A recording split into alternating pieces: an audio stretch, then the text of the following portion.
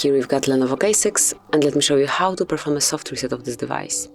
So actually it's super quick and easy operation, because all you need to do is to tap on power button and hold it until your device is rebooted. So just keep holding.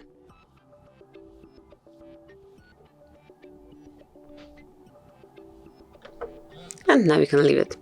Then wait a couple of seconds until your device is turned on again, and you'll be able to use it normally.